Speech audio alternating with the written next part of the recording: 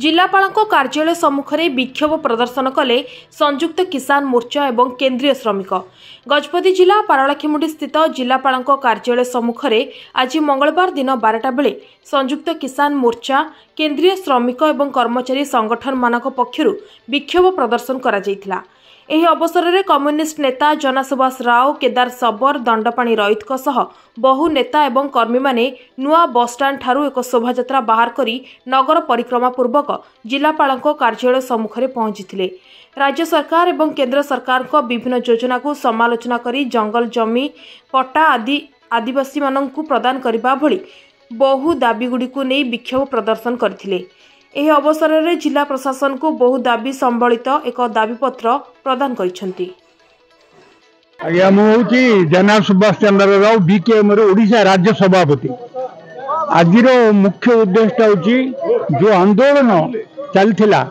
संयुक्त किसान मोर्चार सारा भारत वर्ष में पल्ली दिल्ली पर्यंत जो आंदोलन सरकार प्रतिश्रुति देते सबु प्रतिश्रुति पालन करें किंतु सबु प्रतिश्रुति आज पर्यंत पालन करना जो प्रतिश्रुति पालन करना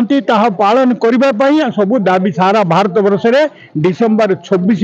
नवंबर 26 सबुटा आंदोलन चली सारा भारत वर्ष में से परिप्रेक्षी में गजपति जिले में आंदोलन चली। मुख्य दाबी हूँ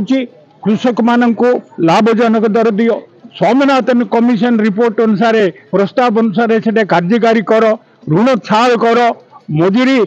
एनआरजी रे 200 टंका 200 दिन रे काम एवं 600 टंका मजूरी दियो। ये जो दाबी रही मुख्य दाबी ये दाबी गुड़ाक अक्षर अक्षर पालन करने सारा भारत वर्ष में आंदोलन तीव्रतर आज चली बुझे कि हेले बर्तमान आम चाहूँ चाषी मान आंदोलन, कृषि श्रमिक मान आंदोलन, लाभजनक दर देवाई आंदोलन, ऋण छाड़ करने आंदोलन कौन सी कथा ओडिशा सरकार केंद्र सरकार करना प्रतिश्रुति मत देले जो आंदोलन फल रे आंदोलन सफल है सरकार मानिले किंतु मानवाटा आज पर्यंत कार्यकारी कले ना